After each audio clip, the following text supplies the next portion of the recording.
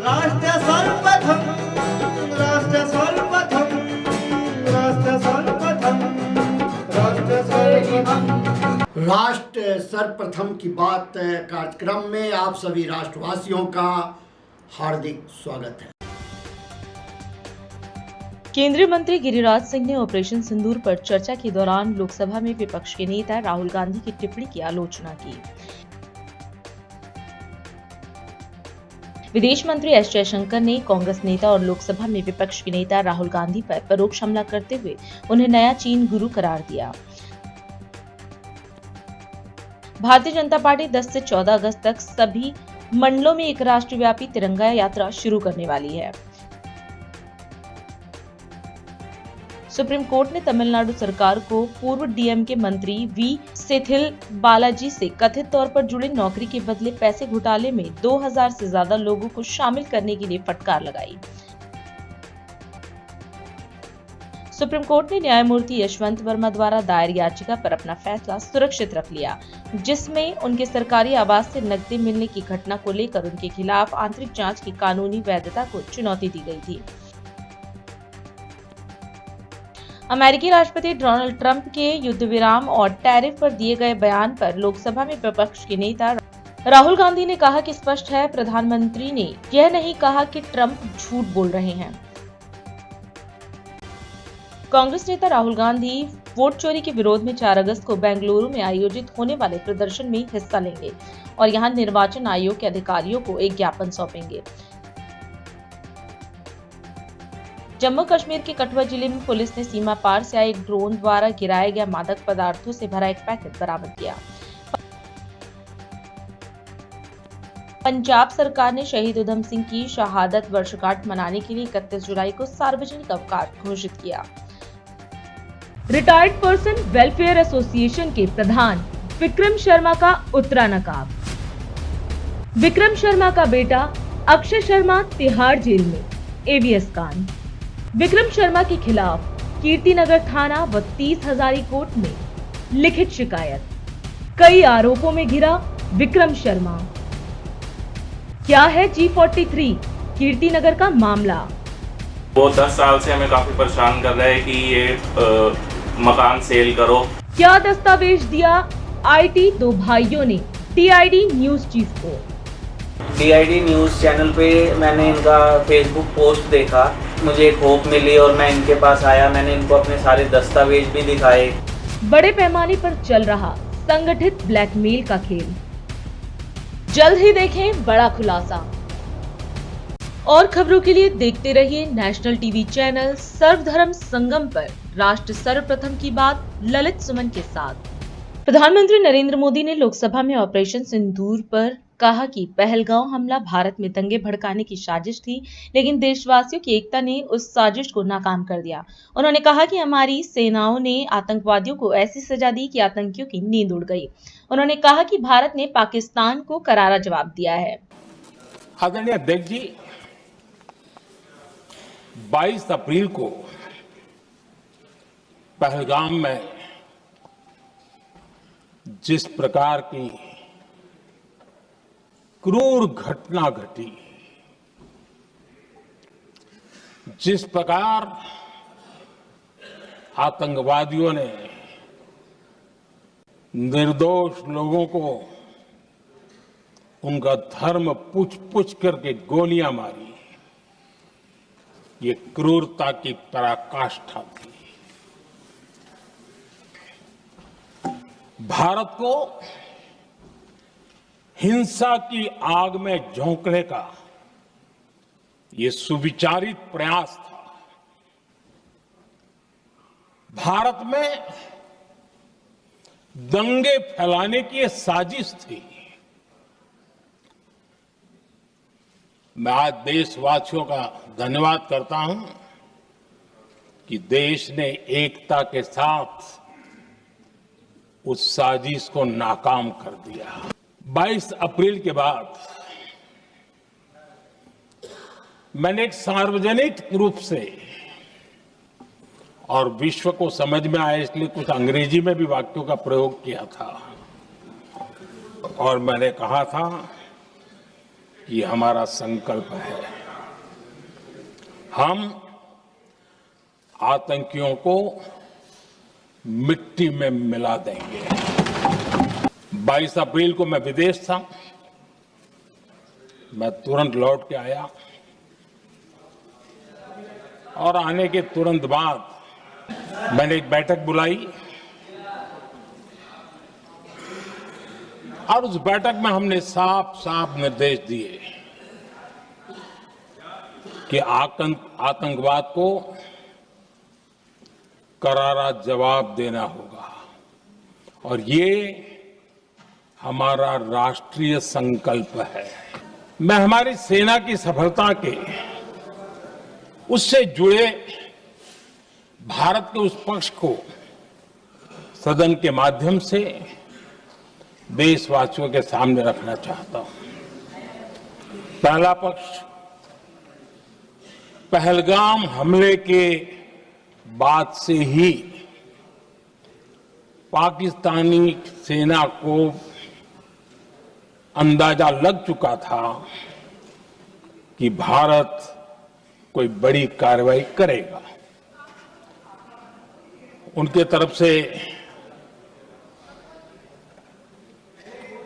Nuclear की धमकियों के भी बयान आना शुरू हो चुके थे।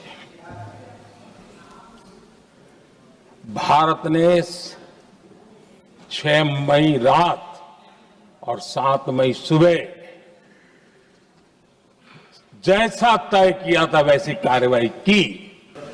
22 मिनट में 22 अप्रैल का बदला निर्धारित लक्ष्य के साथ हमारी सेना ने ले लिया। दूसरा पक्ष,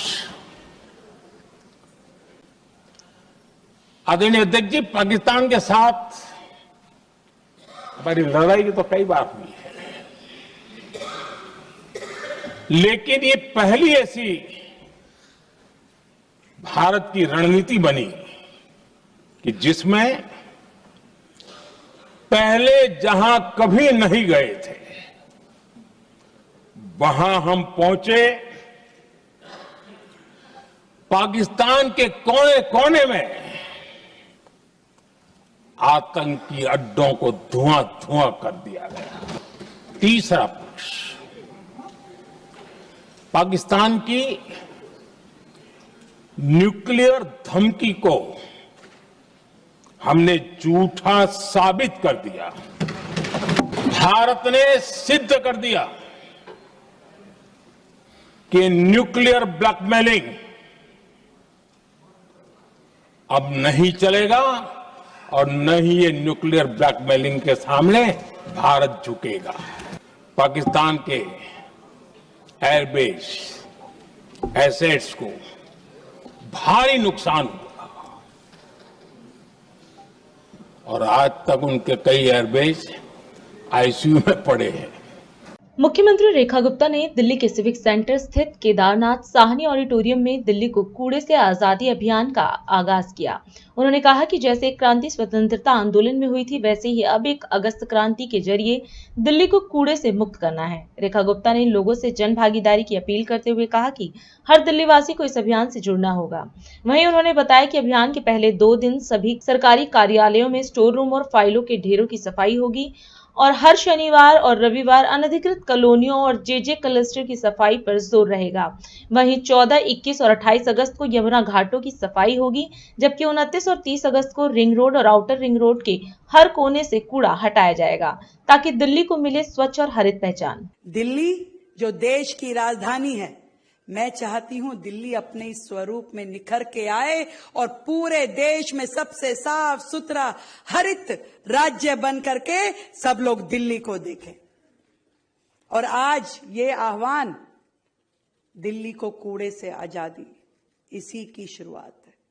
1 अगस्त क्रांति स्वतंत्रता संग्राम के दिनों में हुई थी और 1 अगस्त क्रांति दिल्ली में 1 अगस्त से लेके 31 अगस्त तक चलेगी, जिसका आह्वान होगा दिल्ली को कूड़े से आजादी।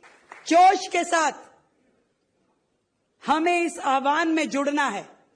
पूरा 1 महीने का आह्वान पहले 2 दिन हम सब अपने कार्यालयों को साफ करेंगे। जितना बैकलॉग है, जितना सामान वर्षों से कार्यालयों में भरा पड़ा है, जगह घेर रहा है, अपने अपने विभाग में जो टेंडर प्रक्रिया आपको करनी है उस सामान को वहां से हटाने के लिए वो तुरंत कीजिए। और इतने सारे हॉस्पिटल्स के स्टोर रूम्स, स्कूल्स के स्टोर रूम्स, आपके ऑफिसेज में गोदाम भरे पड़े हैं, उनको खाली करना है। उसके बाद हर सैटरडे संडे को 9 अगस्त, 10 अगस्त, 16 अगस्त, 17 अगस्त, 23 अगस्त, 24 अगस्त को हम अनऑथराइज कॉलोनी और जे कॉलोनीज में जाकर के स्वच्छता अभियान करेंगे। ये दिल्ली सबकी है, हम सबको मिलकर के काम करना है। हर कॉलोनी जहां पे कि वैसे हो सकता है आपका स्वच्छता अभियान नहीं पहुंच पाता हो, उसको वहां पे भी करना है। यमुना जो हमारे दिल के नजदीक है, हमारी आस्था का प्रतीक है, 14, 21 और 28 यानी प्रत्येक वीरवार को यमुना पे सफाई करते हुए पूरे घाट साफ करने हैं, जिसमें हर संस्था, हर RAA, हर स्कूल, हर इंस्टीट्यूशन, हर व्यक्ति को जोड़ेंगे और एक एक वहां से जो कचरा होगा अपने हाथों से उसको समेटेंगे। इसके अलावा 29 और 30 अगस्त को पूरी ring road, outer ring road, inner ring road, पूरी रिंग रोड पे सेगमेंट बना के हम सब जनप्रतिनिधि वहां पे रुकेंगे और एक एक सेंटर वर्ज, साइड बम्स, हर चीज को हम साफ करवाएंगे और मिल करके दिल्ली का चेहरा बदलेंगे। घबराइए नहीं। अब पार्षद भाई सोच रहे होंगे, अरे भाई वो नहीं है, रेडी नहीं है, टेम्पो नहीं है, कर्मचारी कम है, क्या करेंगे? मैंने कमिश्नर साहब को बोल दिया है, कमिश्नर साहब इस सफाई अभियान के लिए जिस चीज की भी आवश्यकता है आप पूरा सिस्टम खड़ा करें। और इस सफाई अभियान के निमित्त हमने 5 करोड़ रुपए अलग से दिल्ली नगर निगम को इस सफाई अभियान के निमित्त दिए। कंपटीशन रहेगा RAAs और सामाजिक संस्थाओं का, जो भी बिफोर और आफ्टर की वो फोटो जो चेंज आपके द्वारा सफाई करते हुए माध्यम से किया गया हो, पोर्टल पे आप डालेंगे तो जो RAA उसमें फर्स्ट आएगी, उसके माध्यम से 25 लाख रुपए का काम दिल्ली सरकार उन्हें फंड देगी अपने ब्लॉक में करवाने के लिए। दूसरा जो प्रतियोगी होगा, जो सेकंड आएगा, उन्हें 15 लाख और तीसरे को 10 लाख, और जो वार्ड सबसे साफ सुथरा होगा उसे 50 लाख का काम, और जो विधानसभा सबसे साफ सुथरी होगी उसको एडिशनल 1 करोड़ रुपए का फंड दिल्ली की मुख्यमंत्री की ओर से दिया जाएगा। पूरी दिल्ली सरकार की मशीनरी लगेगी, पूरी नगर निगम की, हर एक। और मैंने ये NDMC वालों को कह दिया है, अपने यहां साफ करने के बाद अड़ोस पड़ोस में भी देख लेना। तो मिल करके हमारी दिल्ली, अपनी दिल्ली, एक नया अध्याय लिखने के लिए हमारे देश के प्रधानमंत्री जी ने 2014 में जब झाड़ू को अपने हाथ में लिया, एक संदेश दिया पूरे देश में कि देश का प्रधानमंत्री हो या साधारण नागरिक हो, ये देश साफ करना सबका दायित्व है, जिसमें लोगों को लगेगा कि हाँ, देश की राजधानी बेहतर हो गई है, सुंदर हो गई है। और वो किसी शायर ने कहा है ना कि केवल घोषणा नहीं कर रहे, उस निमित्त कह रही हूं कि हो गई है पीर पर्वत सी पिघलनी चाहिए, इस हिमालय से कोई गंगा निकलनी चाहिए। और सिर्फ हंगामा मचाना हमारा मकसद नहीं है साथियों, हो सके तो ये सूरत बदलनी चाहिए, सूरत बदलनी चाहिए। दिल्ली के Kirtinagar timber market main road स्थित 2/5 WHS ईश्वर फर्निशिंग शोरूम में शुक्रवार को लगभग 11:30 बजे भीषण आग लग गई। प्रत्यक्षदर्शियों के अनुसार शोरूम की तीसरी मंजिल से अचानक धुआं उठता दिखा और कुछ ही देर में आग ने पूरे फ्लोर को अपनी चपेट में ले लिया। सूचना मिलते ही दमकल विभाग की कुल 6 गाड़ियां मौके पर पहुंची और आग बुझाने का काम शुरू किया। दमकल कर्मियों ने कड़ी मशक्कत के बाद आग पर काबू पाया। प्रारंभिक जांच में शॉर्ट सर्किट को आग लगने का कारण माना जा रहा है। हालांकि किसी के घायल होने की खबर नहीं है, लेकिन शोरूम में रखा लाखों रुपए का फर्नीचर और सामान पूरी तरह जलकर राख हो गया। यह पहली बार नहीं है जब कीर्तिनगर टिम्बर मार्केट में ऐसी आग लगी हो। इससे पहले नवाब फर्नीचर में भी इसी तरह की आग की घटना हो चुकी है। इसके अलावा बाजार के अंदर कई अन्य अग्निकांड हो चुके हैं। इसके बावजूद बिल्डर माफिया और अवैध निर्माण करने वाले जिम्मेदारी लेने को तैयार नहीं है। प्लॉटों को काटकर गैरकानूनी मंजिलें बनाई जा रही हैं, जिससे यह बाजार धीरे धीरे स्लम में बदलता जा रहा है। कीर्तिनगर टिम्बर और फर्नीचर मार्केट एसोसिएशन पर यह जिम्मेदारी है कि वह इन अवैध गतिविधियों को रोके, लेकिन सूत्रों का दावा है कि खुद कुछ वर्तमान और पूर्व पदाधिकारी इस पूरे सिस्टम का हिस्सा हैं। बताया जा रहा है कि ये पदाधिकारी खुद बिल्डर बन चुके हैं और डीएमसी एक्ट का खुलेआम उल्लंघन करते हुए काले धन के खेल में शामिल हैं। मुख्यमंत्री योगी आदित्यनाथ ने राजधानी लखनऊ में सीएम युवा कॉन्क्लेव एवं एक्सपो 2025 का उद्घाटन किया। इस अवसर पर उन्होंने मुख्यमंत्री युवा उद्यमी विकास अभियान और यूपी मार्ट पोर्टल का शुभारंभ किया। मुख्यमंत्री ने कहा कि यह योजना ब्याज मुक्त है, जिसमें गारंटी और ब्याज का भुगतान सरकार करती है। उन्होंने इसे पीएम मोदी के आत्मनिर्भर युवा विजन का सशक्त उदाहरण बताया। मुख्यमंत्री ने लाभार्थी युवाओं की सफलता की कहानियों की सराहना की और सभी को उज्जवल भविष्य की शुभकामना दी। 3 दिवसीय सीएम कॉन्क्लेव के शुभारंभ के अवसर पर मैं आप सभी का इस उद्घाटन सत्र में हृदय से स्वागत करता हूं, आप सबका अभिनंदन करता हूं। मुझे बहुत अच्छा लगा जब यहाँ पे एक सक्सेस स्टोरी सीएम युवा उद्यमी की उन 5 युवाओं ने आप सबके सामने प्रस्तुत किया। आपने देखा होगा ये 5 अलग अलग सेक्टर में सीएम युवा उद्यमी स्कीम से लाभान्वित हुए हैं। एक ऐसी स्कीम जो ब्याज मुक्त है, यानी ब्याज गवर्नमेंट देगी। जो गारंटी मुक्त है, यानी आपको गारंटी नहीं देनी है, आपके अभिभावक को नहीं देनी है, गारंटी भी राज्य सरकार देगी। और इन सब के साथ साथ जितनी आप पूंजी लेंगे उसका 10% मार्जिन मनी का भी लाभ राज्य सरकार आपको उपलब्ध करवा रही है। और इसी का परिणाम है कि 2,751 करोड़ रुपए अब तक हमने प्रदेश के उन 68,000 से अधिक युवाओं को उपलब्ध करवाया है, जो नए उद्यमी के रूप में उत्तर प्रदेश के विकास की इस यात्रा में सहभागी बनना चाहते हैं। और ऐसे ही लाखों युवा उत्तर प्रदेश के अंदर हैं, जो लोग अलग अलग सेक्टर में, अक्सर होता है हम लोग जानकारी न होने के नाते या तो हम नकल करने का प्रयास करते हैं। हमने देखा कोई व्यक्ति इस काम को कर रहा है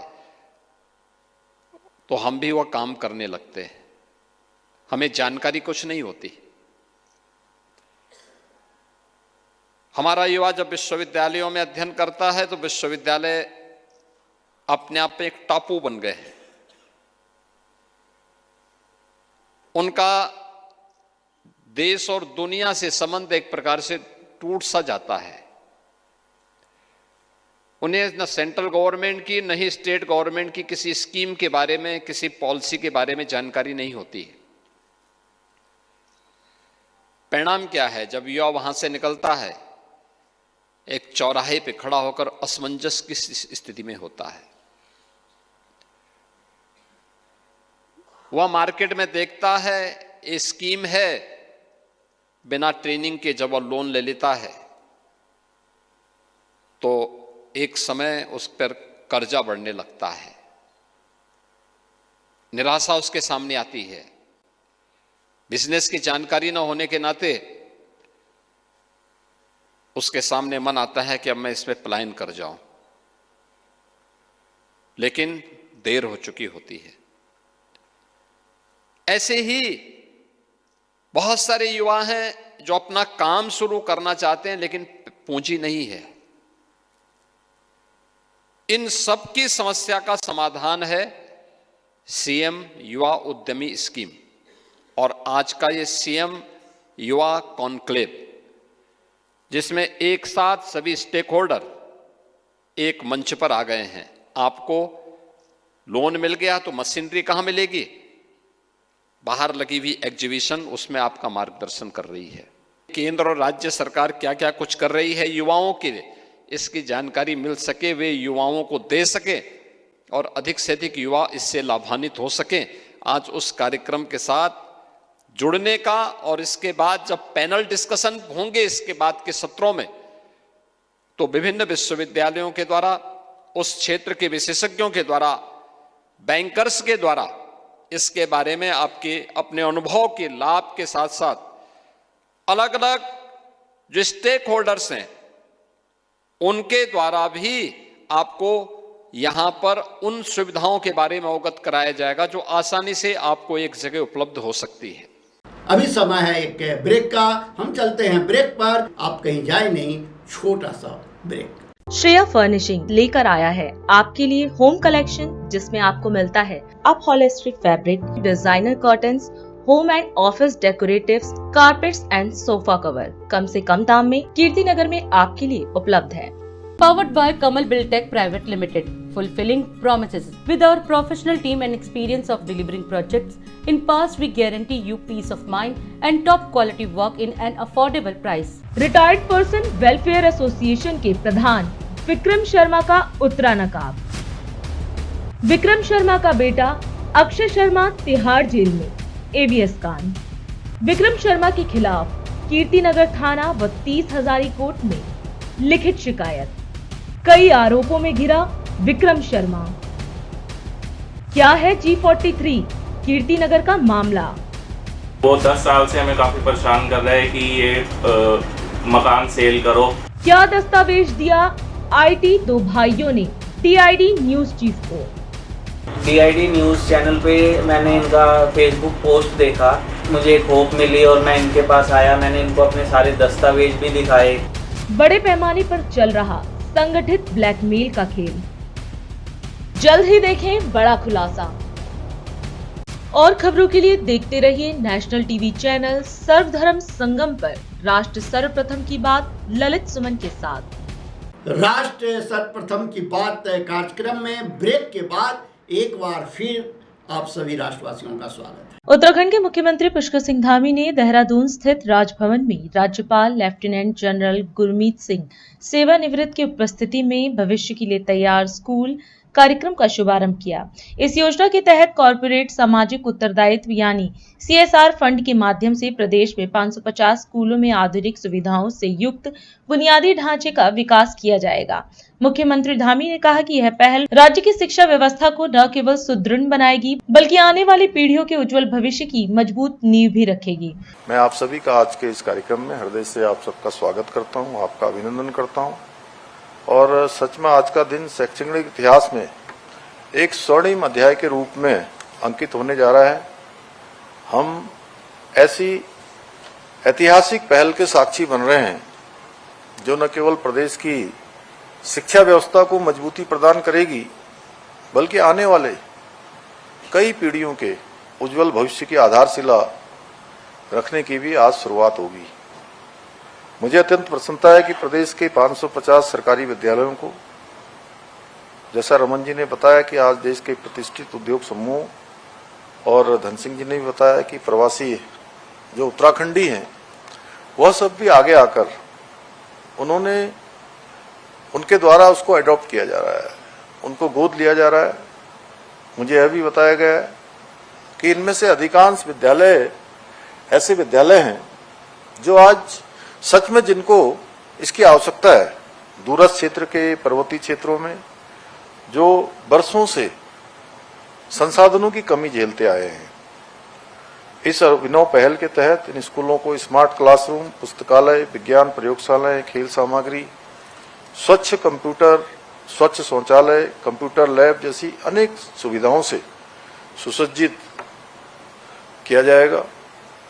इस सराहनीय पहल के लिए मैं आप सबका, सभी उद्योग समूह के आए हुए सभी प्रतिनिधियों का मैं हृदय से आप सबका आभार प्रकट करता हूं और ये हमारे लिए अत्यंत सुखद है कि आप सभी उद्योगपति बंधुओं ने अपने CSR के तहत उत्तराखंड के हमारे इन सरकारी विद्यालयों को चुना है।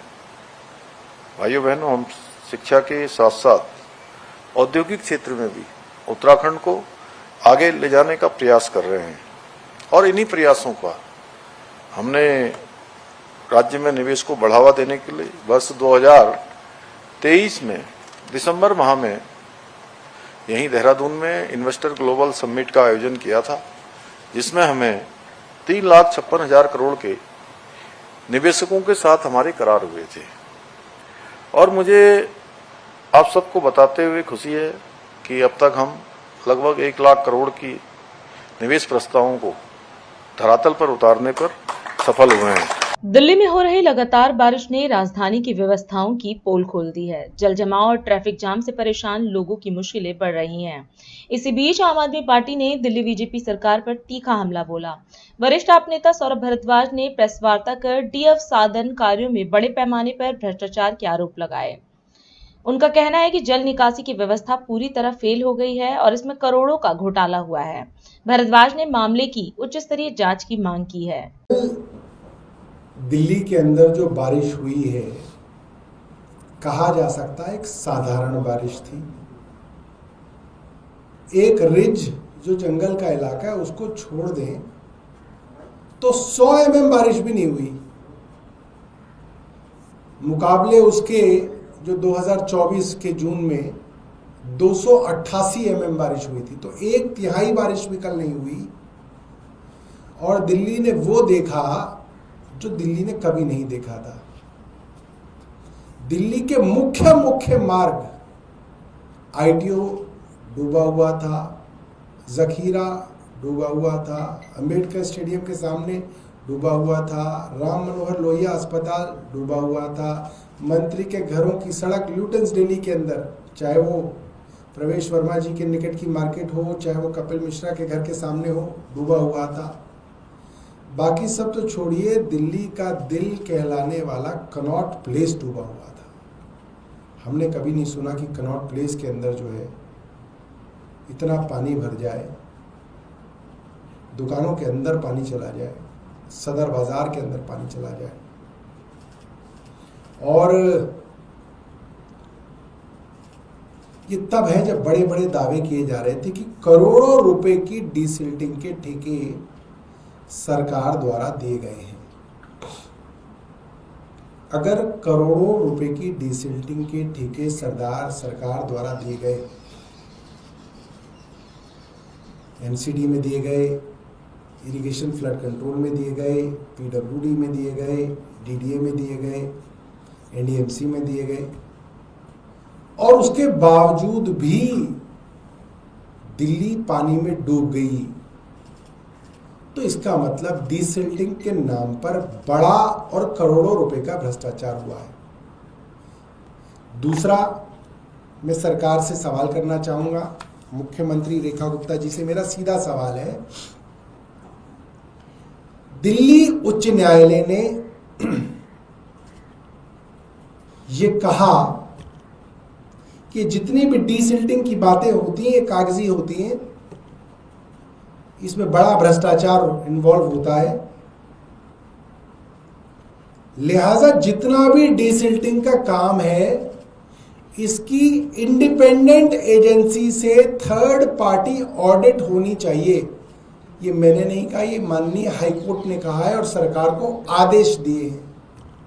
तो मैं मुख्यमंत्री रेखा गुप्ता जी से जानना चाहूंगा कि आपने अगर इसकी थर्ड पार्टी ऑडिट कराई है तो उसकी रिपोर्ट जो है अब वो सार्वजनिक करने का समय आ गया है, और ये जो डीसिल्टिंग के नाम पे बड़ा भ्रष्टाचार पूरी दिल्ली में हुआ है, जो दिख रहा है, इसकी जांच कराई जाए कि इसके अंदर कौन लोग जो हैं इसके अंदर शामिल हैं। और अधिक खबरों के लिए आप हमारे YouTube चैनल दैनिक इंडिया दर्पण को अभी सब्सक्राइब करें और नोटिफिकेशन के लिए बेल आइकन को प्रेस करना ना भूलें।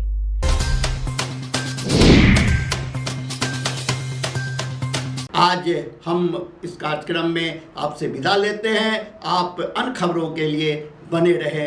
राष्ट्र सर्वप्रथम, वंदे मातरम, जाग उठा है भारत। राष्ट्र सर्वप्रथम, राष्ट्र सर्वप्रथम, राष्ट्र सर्वप्रथम, राष्ट्र सर्वप्रथम।